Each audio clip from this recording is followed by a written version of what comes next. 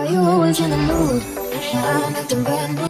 Good day, everyone. Now, today we are going to tackle the Chapter 5 Management.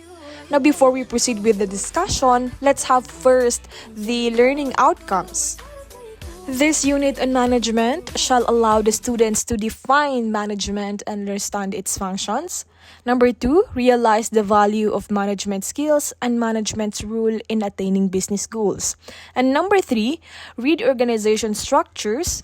And number 4, compare leaders with managers. Number 5, trace the evolution of management thoughts. And the last one, learn from the contribution of management thinkers to the field of management. Unit 13, Functions of Management. Now, according sa book, management is the attainment of organizational goals in an effective and efficient manner through planning, organizing, leading, and controlling organizational resources. Now, we have organization, effectiveness, and efficiency. Now, organization is an entity that is goal-directed and deliberately structured. Effectiveness naman is the degree to which the organization achieves a stated goal. Now, efficiency is the use of minimal resources to produce desired volume of output. Now, pag sinabi nating management, it is about helping a group of people reach a goal by using the right steps and using time and resources wisely. Now, for example, isipin natin na you are a captain of a team. And then you help your team win by planning. You decide what the team needs to do. Tapos, organizing, you assign rules to your team members para mas madali. You are leading also by encouraging and guiding your team. Tapos, hindi mawala yung pag-control, di ba? You check if everyone is doing their job and fix problems. Now, sa organization naman, this is the group of people who work together to reach a common goal. It can be a school, company, a hospital, or even a sports team. Yung kanina na example ko. So, kailangan ang organization, it is goal-directed, it is structured. Now, when we say effectiveness, it means doing the right thing to do, the right thing to reach your goal. No, it is about successfully getting the results you want. Sa efficiency naman, means doing things in the best way by saving time, money, and energy. Hindi lang siya yung nag-waste ka ng resources while still getting good results. So, kailangan sa efficiency, efficient ka. 'Di ba? You're doing the right thing and the best thing para makasave ng time at saka syempre ng pera. Now, the 4 management functions are planning, organizing, leading, and controlling. So, ito yung sinabi ko kanina, di ba? Now, when we say planning, means setting goals for the future and deciding kung ano ba yung mga tasks and resources that are needed to reach those goals. Now, pag sinabi natin organizing means giving out tasks. Putting a task into groups. Yung parang sa mga departments, di ba? They are making sure na each group has the resources they need. Pag sinabi naman nating leading means guiding at saka motivating yung employees to work toward the organization's goals. Then yung controlling means checking if everything is going as planned. Pinaka-importante yan, di ba? Hindi kailangan yung papetics, kailangan you're also checking kung ano ba yung nangyayari. Making sure na goals are being met and fixing problems if needed. So sa organization uses these main resources like yung sa human, syempre ito yung mga tao who work in a certain company, di ba? Tapos yung financial, it is the money used. Then yung materials naman, these are the physical items or supplies. Hindi rin nawawala yung technology, no? These are the tools, systems, and machines used. Now, ang sabi dito, planning is the defining of goals for future organizational performance, deciding on the tasks and resources needed to attain them. Yun nga yung sinasabi ko na Planning means setting goals for what the organization wants to achieve in the future and deciding what tasks and resources are needed to reach the goals. Now, sa goals naman, these are the results the organization want to achieve.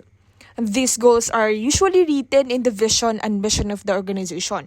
So ano ba yung vision? Vision is like a dream for the future. No, it shows what the organization wants to become.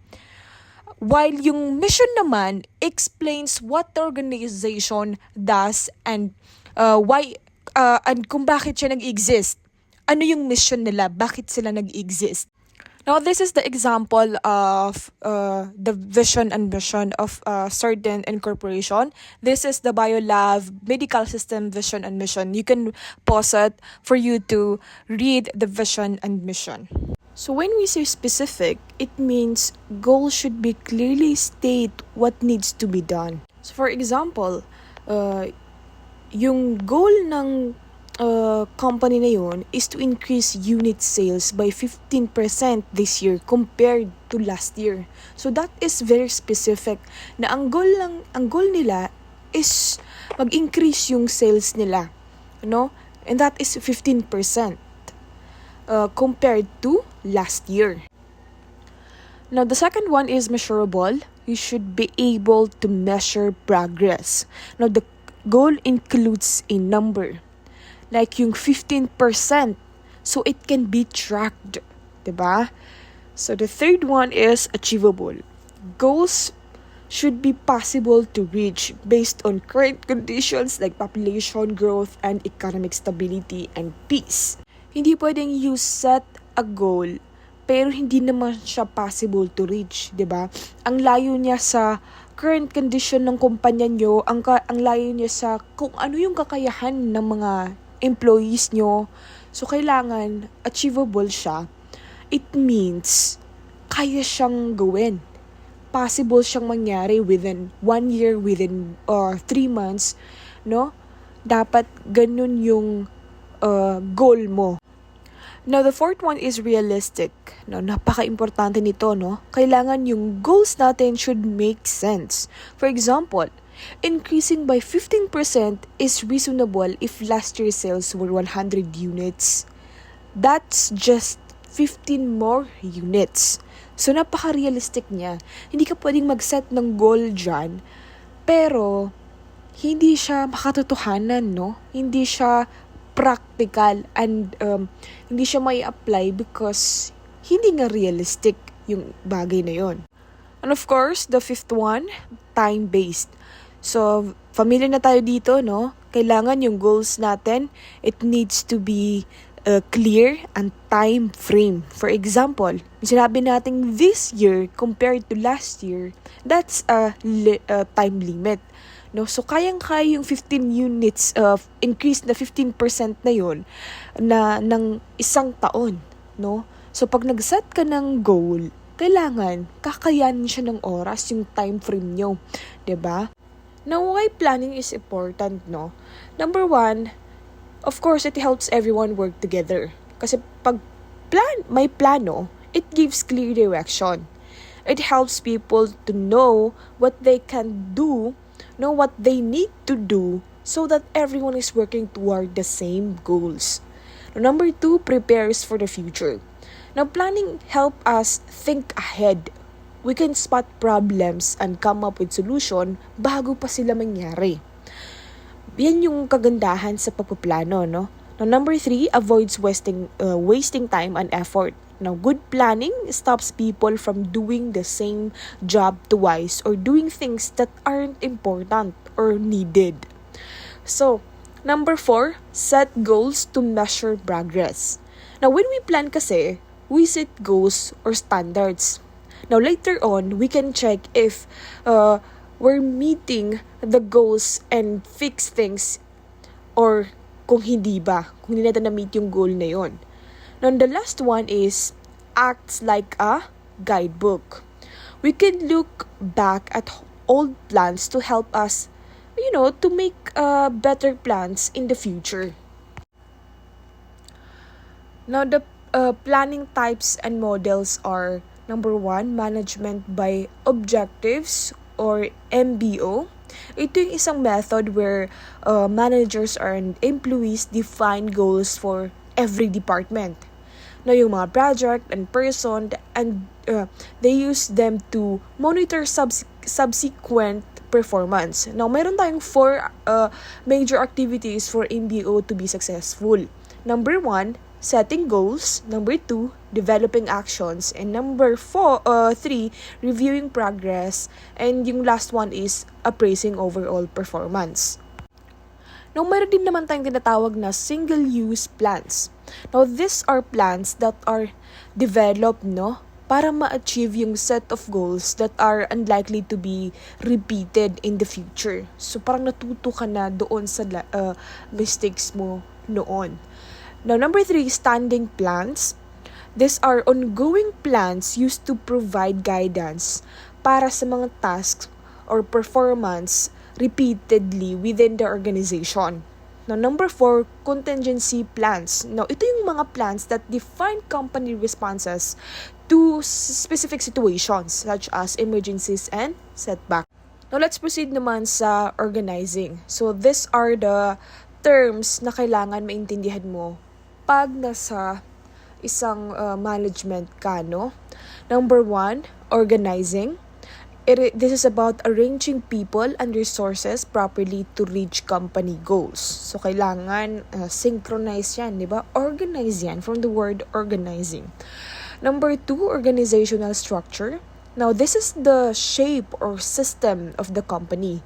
Paano ba yung task are divided and how teams work together and how everything is connected. Now, number 3 is organizational chart. Ang kailangan nating tandaan dito from the word chart, it is the picture that shows who reports to whom and how the company is organized. Pag sinabi nating works specialization or division of labor, ito yung breaking big jobs into smaller parts. So, para yung each person focuses on a specific task. So, hindi nagkakalituhan, kasi mayroon ka ng specific job na kailangan matapos mo. Now, chain of command. This is the path of authority. Now, from the top manager to the bottom employee, every knows who they report to. So, this is very important kasi alam mo kung saan ka magre-report at alam mo kung ano yung gagawin mo, The number 6, authority. The right manager has to make decisions, give orders, and use resources to get results. Number 7, responsibility. This job or duty given to an employee. So, ano ba yung what they are expected to do, Accountability naman, if you are given a job, you must explain how you did it. So, you are responsible for the results. So, lahat ng gagawin mo as an employee, you are accountable. Number 9, delegation. So, pag yung manager gives some of their authority and responsibility to someone below them in the organization. So, paano ba mag-delegate? First, of course, you need to delegate the whole task. And number 2, select the right person. Number 3, ensure that authority equals responsibility. So, kailangan pantay-pantay, pag may posisyon, may authority, kailangan may equal din na responsibility. Number 4, give through instructions. And number 5, maintain feedback. So, kailangan may feedback ka talaga. May feedback sila sa mga trabaho nila kasi para mas mag-improve pa. At para ma-correct yung mga mistakes nila. And then, the last one is evaluate and reward performance. Now, number 10 sa term in organizing is line authority. Ito yung form ng authority in which individuals sa isang management positions have the formal power to direct and control immediate subordinates. Number 11, staff authority. This is the form of authority na granted to staff specialists in their areas of expertise. Now, number 12, span of management or yung tinatawag nating span of control. This is the number of employees who report to a supervisor sa mas nakakataas sa kanila. Now, let's proceed sa departmentalization. So, this is the basis on which individuals are grouped into by department no? And departments in total organizations. Now, we have functional structure. That is the number 1. Pag sinabi natin functional structure, people are grouped based on what they are good at. Now, like sa marketing, sa finance, or sa production. For example, lahat ng accountants are in one department para organize, no? So, that department are for accountants. Now, number 2, divisional structure. Now, these are the people grouped based on what the company produces or sells, like the product line or region. Now, for example, yung one division for electronics or another for clothing. So, hindi siya naka-arrange na siya, no? Mas maganda siyang tingnan at mas mapadali yung trabaho kasi lahat yung team na yan, yung division na yan is for clothing lang. Now, number 3 is cross-functional team. A team made up of people from different departments who work together to solve shared problems. Now, temporary team for a special project. So, ginrupo sila for parang temporary team lang para sa isang special task. Now, number 4, permanent team. Pag sinabi natin permanent team, ito yung team with people from different departments that stay together to solve ongoing issues. Now, long-term teamwork across department. Now, the 5th one is network structure. So, ito yung small main company na nag-work with outside companies to do different jobs like manufacturing or shipping. For example, outsourcing some tasks to other company. Now, let's proceed naman sa management structures, no? So, number 6, tall structures. So, many layers of managers, yung each with a small number of people under them. Now, for example, feels more controlled but slower to make decisions. Number 7, flat structure. Pag sinabi natin flat structure, fewer managers and each one has more people to manage. Now, anong advantage nito? Faster decisions and more independence. Now, number 8 is centralization.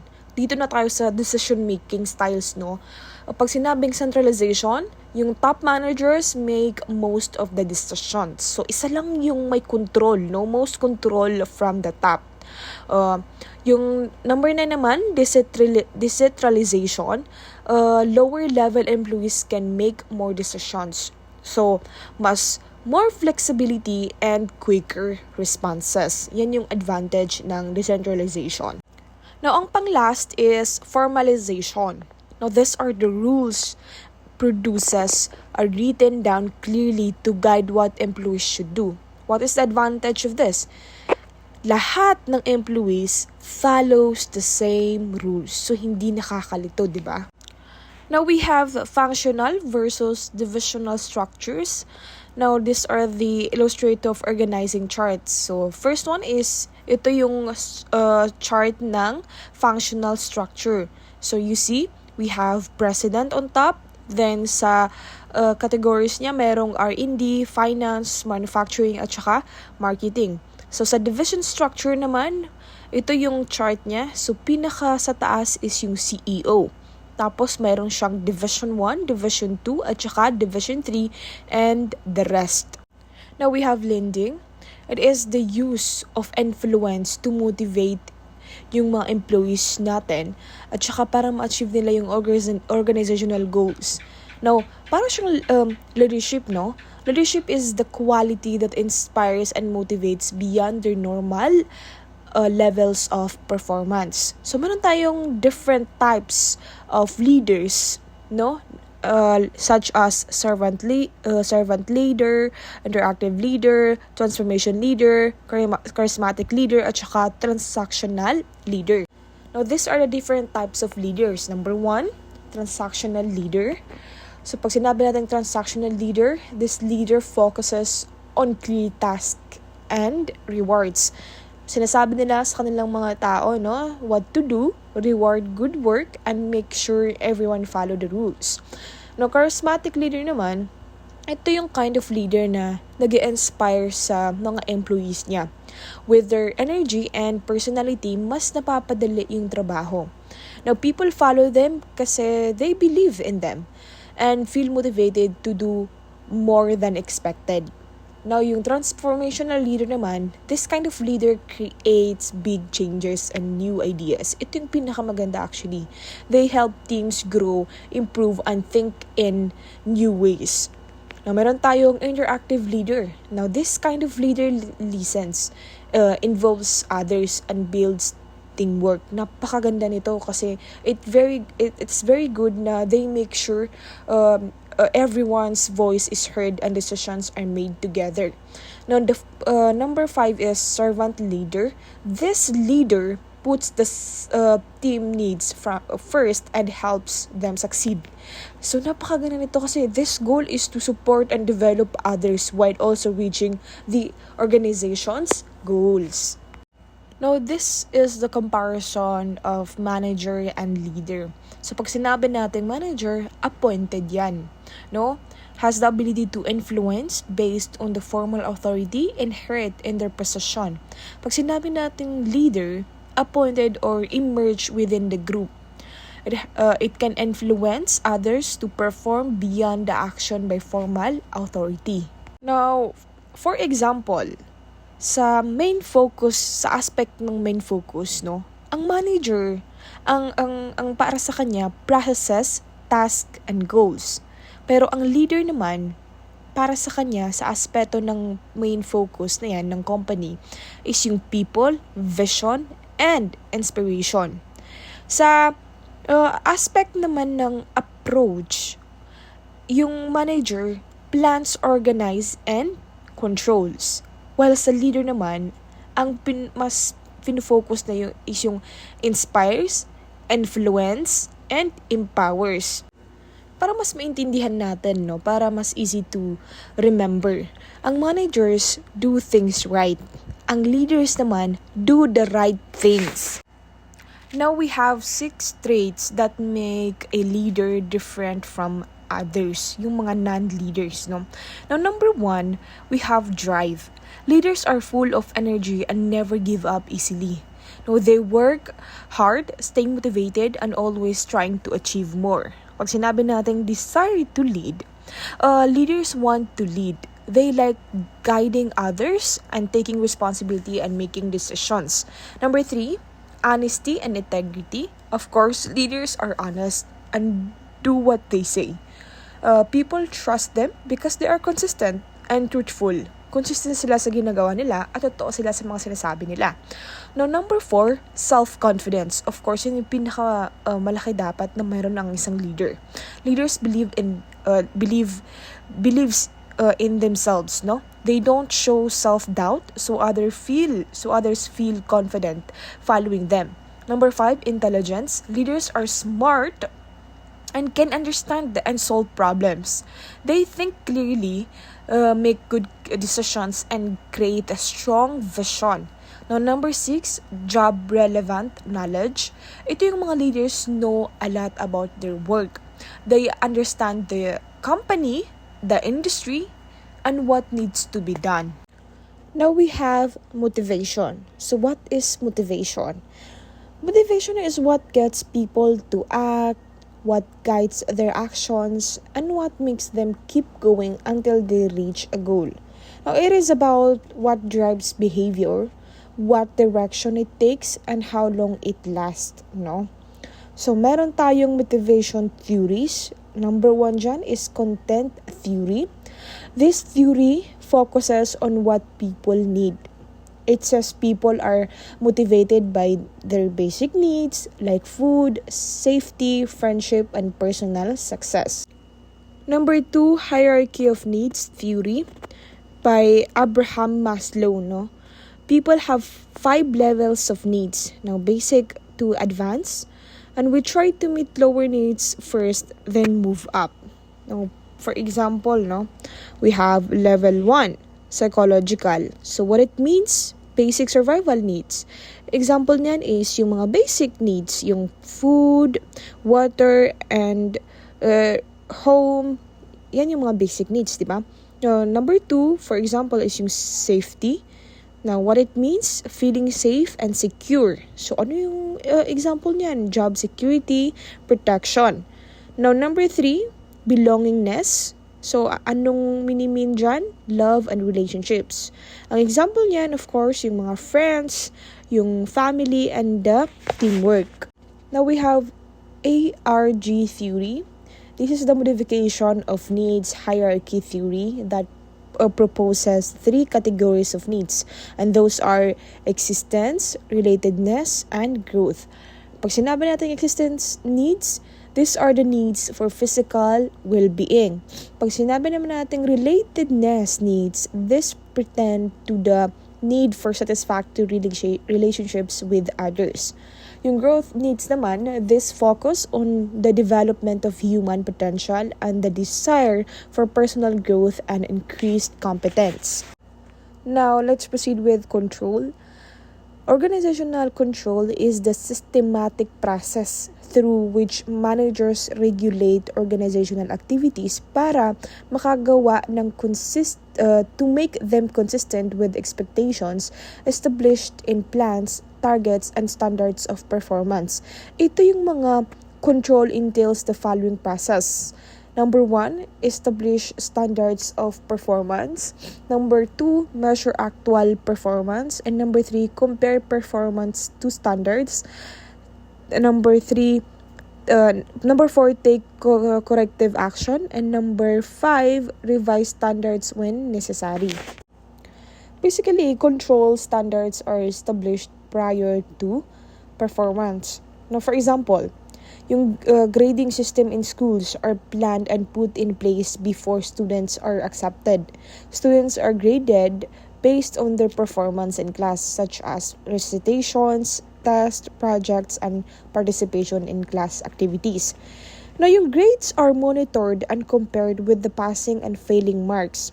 If many are failing, probably yung corrective action is necessary, no? Such as change in teaching method.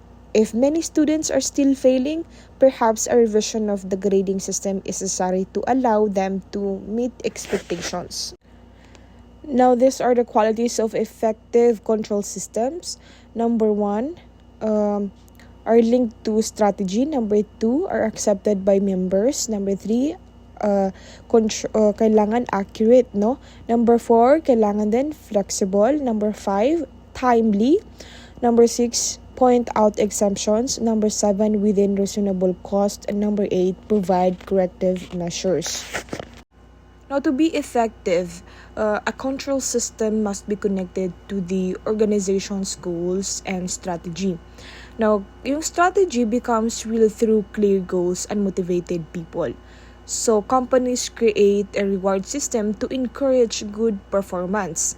Ang example niyan is, yung employees natin, no, are more willing to punch in or more willing to work hard, punch in out their time cards if they know there's a reward involved, 'di ba? So kailangan para mas maging effective yung control system, kailangan timely and flexible standards. Meron din tayong exemptions and fairness. Also, fixing problems. If the control system isn't working well, the company must take corrective actions to fix it. Now, the importance of control. Number 1, para ma-ensure that activities are done according to plans. Number 2, to ensure that goals are attained. Diba? Number 3, to assess managers in delegation of authority. Controls will motivate managers to delegate. Now, these are the areas of control. Number 1, information. Na yung managers need the right information at the right time. in the right place. So yung information should be accurate, complete, tapos available when needed and not excessive.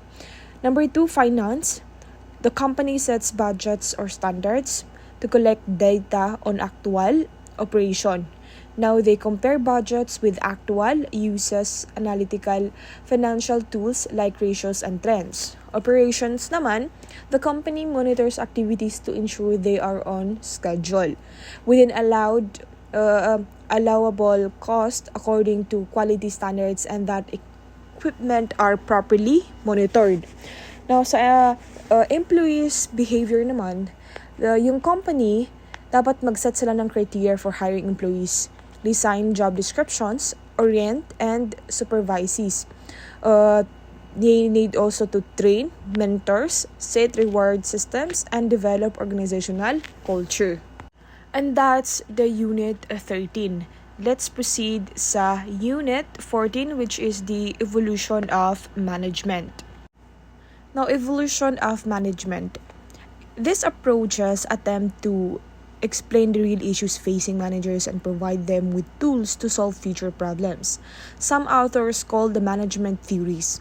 Theory is coherent group of assumptions that explains the relationship between two or more observable facts and to provide a sound basis for predicting future events. So ano ba yung mga management theories na yan, no?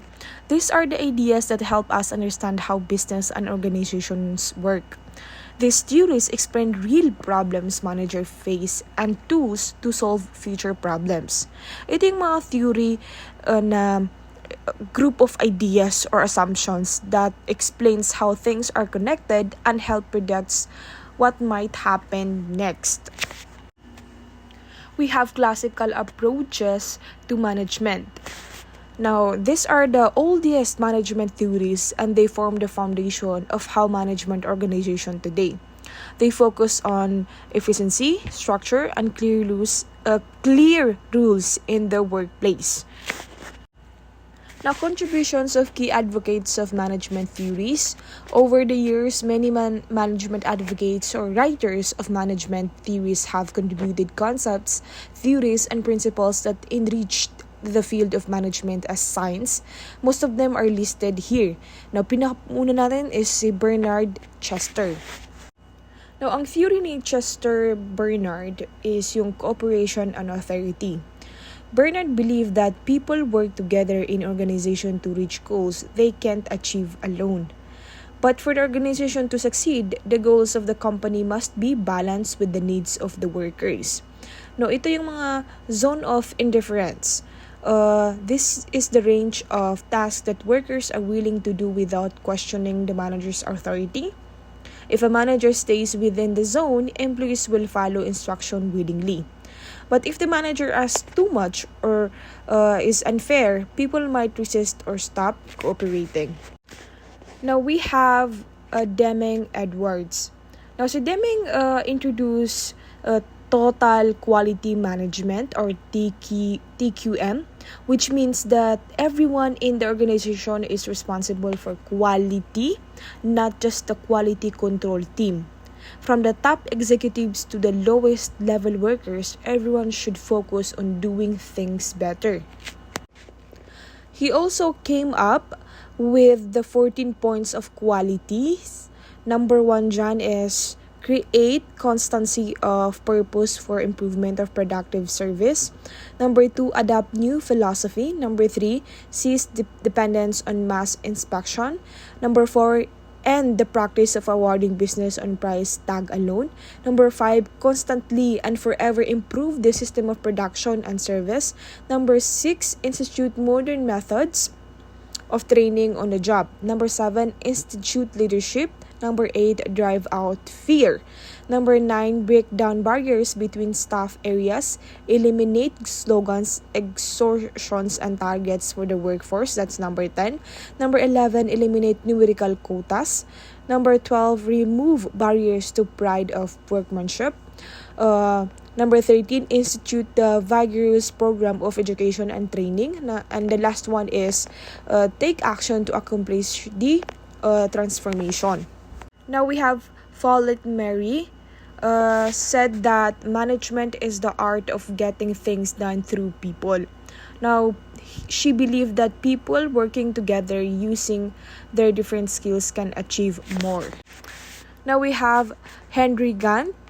He is the one who created the Gantt chart, a visual timeline for tasks. Also introduced a bonus system to reward good performance. Use color to track performance. Black pag good, tapos red pag needs improvements. Siya talaga yung pinaka gusto ko sa lahat kasi hanggang ngayon talagang kahit sa mga estudyante nagagamit namin yung Gantt chart to track the progress at saka para mas synchronize yung gagawin namin the whole sem. Now we have Frank and Lillian Gilbert. Now, they studied how to make work faster and easier. They found out that less movement means less fatigue or tiredness. They called this the time and motion study. Now we have Douglas MacGregor. He created Theory X and Theory Y. So mabilis lang siyang maintindihan. Pag sinabing Theory X, workers are lazy and need to be watched. Pag sinabi natin Theory Y, workers are responsible and enjoy work. They are professionals. We have Hugo Masterberg, applied psychology to the workplace. Now he is known as the father of applied psychology. He focused on the understanding people's behavior at work. We have Edward Murphy Jr., known for Murphy's Law. If anything can go wrong, it will. Yan ang paniniwala ni Edward Murphy Jr. Helps managers plan for worst-case scenarios.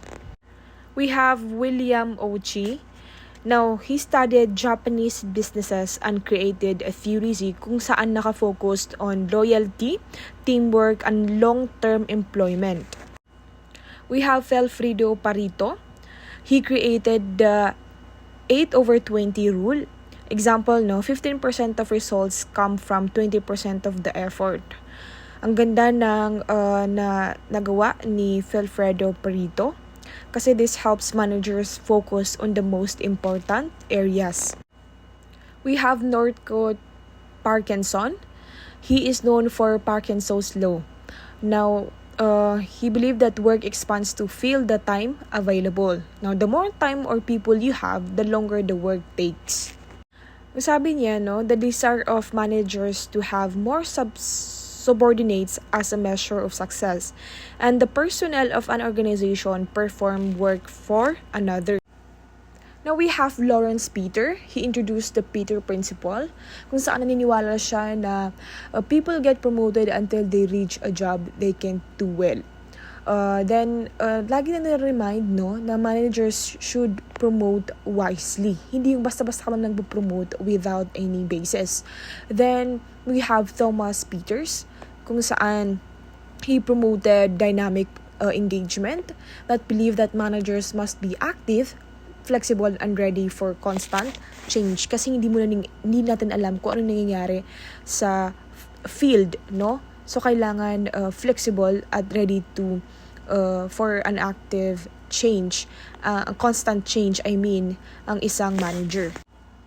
Now, we have Frederick Taylor, the father of scientific management. Naniniwala siya na work should be based on science, not guesswork. Sinabi din niya na one best way to do every job is introduce tools like constant analysis and differential pay, more pay for better performance. He has these 4 key principles. Number 1, use science to plan work, not just tradition or habit. Number 2, train workers properly.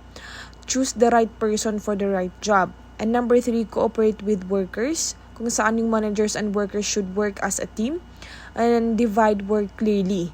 Now, managers plan, workers do the tasks. Now, we have Robert Waterman together with his partner Tom Peters, kung saan they introduced MBWA, management by walking around. Now, MBWA Meaning niyan is managers leave their desk and work around the workplace. So it means they roam around para i-check kung ano ba yung nangyayari, 'di ba? So ang purpose nito is to observe how things are going, spot problem easily, then talk to employees and build trust. And then in that way then pwedeng ma-solve yung issues right away. We have Max Weber. So according to him, organizations work best when they have formal structure. Bakit? Kasi they have clear hierarchy, who reports to whom. Tapos we have written rules and procedures, and job and responsibilities are clearly defined. Each writers or theorists give us tools to better understand people, work, and how to manage in the real world. Sa katunayan, their ideas, yung theories nila still help businesses until now. Now let's proceed with Unit 15, Managing the Human Resources. Now workers are the backbone of the business. Workers help the business reach its goal. That's why hiring the right people is very important. Now we have a source of manpower where employees find workers. Number one, sa mga job fairs. Now organized by schools, companies, or the government. Now employers meet many job seekers in one place and must bring job description and qualifications. Number two naman is employment agencies. So this help employers find workers for local or overseas job. Kailangan mag-match yung job seeker to the companies. Now, number three is the internet. Ito yung mga online job post make finding workers faster. So, sa generation ngayon, mas madali na itong gamitin, even from other countries. Now, common platforms are job websites or company websites. Mas credited yan. Then, number 4 naman is through friends or yung tinatawag nating referrals, Friends recommend people they know. Kasi, trusted, and because they are personal, there is a personal connection, kumbaga. Now, we have recruitment and hiring tools. Now, before hiring someone, yung employers use different tools to check if the applicant fits the job. Number 1 dyan is job description, of course. List the workers will do, diba? Include dyan yung job title, duties, salary, range, and supervisor. Then number 2 is yung job specifications. Nakalist dyan lahat ng skills and qualifications na kailangan. Naka-include din dyan yung education, experience, trades, and sometimes yung physical requirements. Kasi importante na physically kaya ng isang tao yung trabaho. Now, application form naman, yung form na yan, naka-fill out dyan yung applicant, That shows education, work history, skills, and personal information. Yung naka-document dyan yung ID, diploma, NBA clearance, at saka yung photo na may be required sa recruitment process.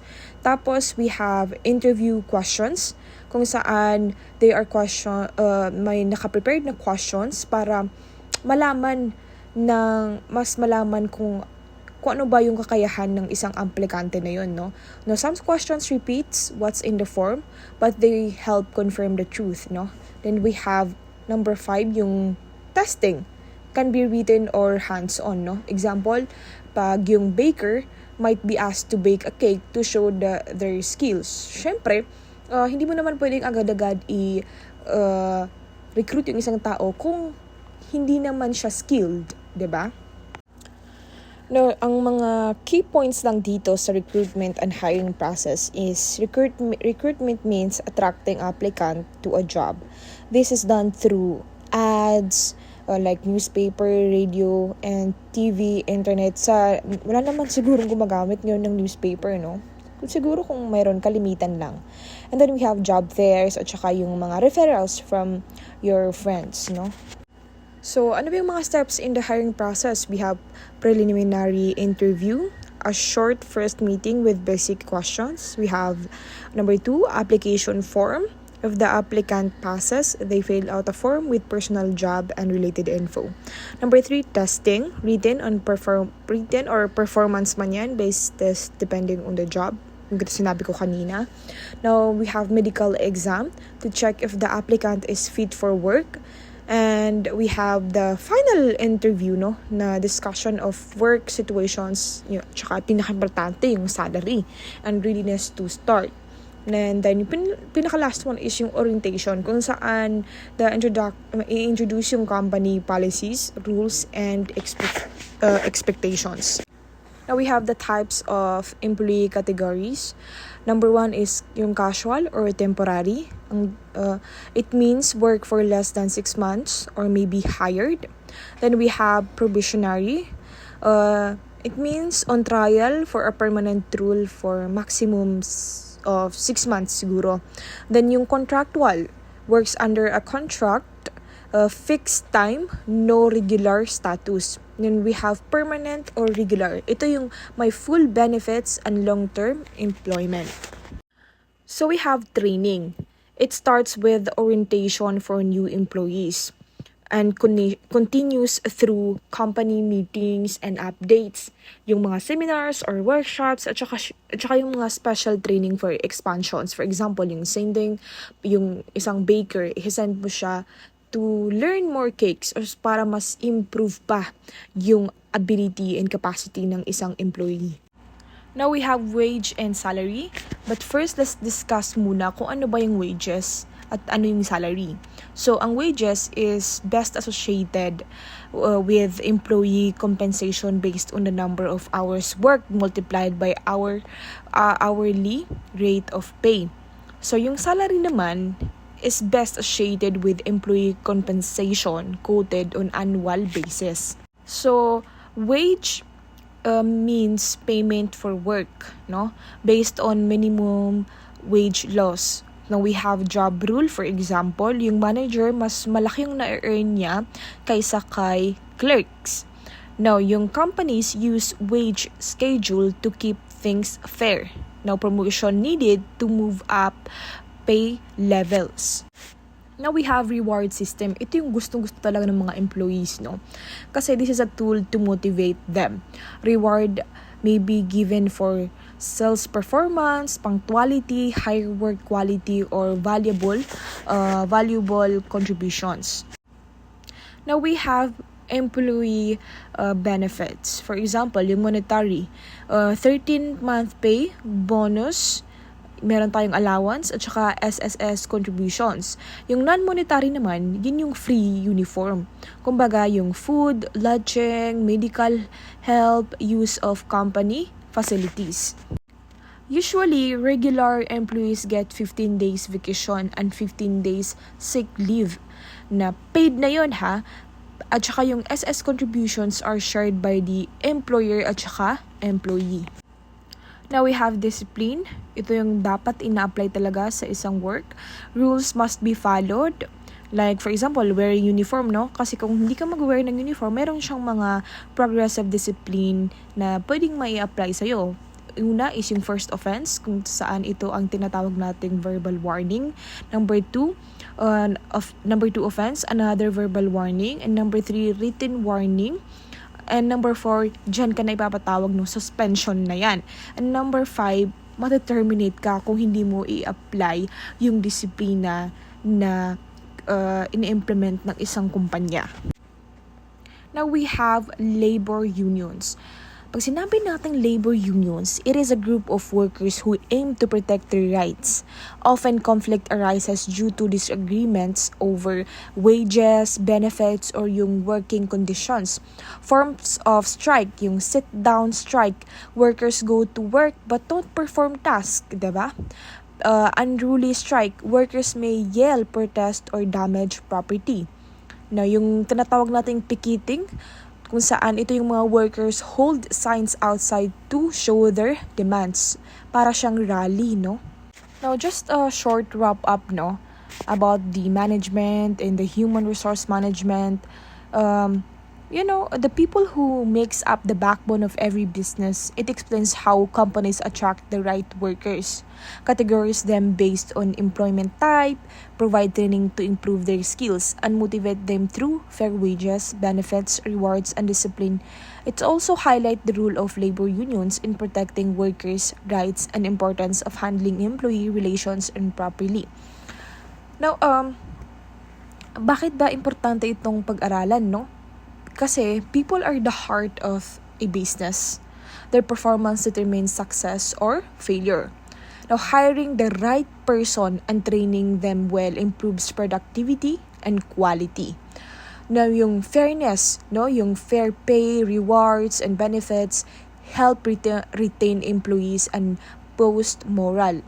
Yung mga clear rules, yung mga proper disciplines keep the workplace organized and professional. Kaya mahalaga siyang pag-aralan. Yung good labor natin, yung relations prevent conflicts and disruptions like strikes. So, understanding the human resource or this management as a whole is to manage people effectively, make informed decision in the workplace, and become responsible employers or employees in the future. Thank you for listening, and that's all for my report.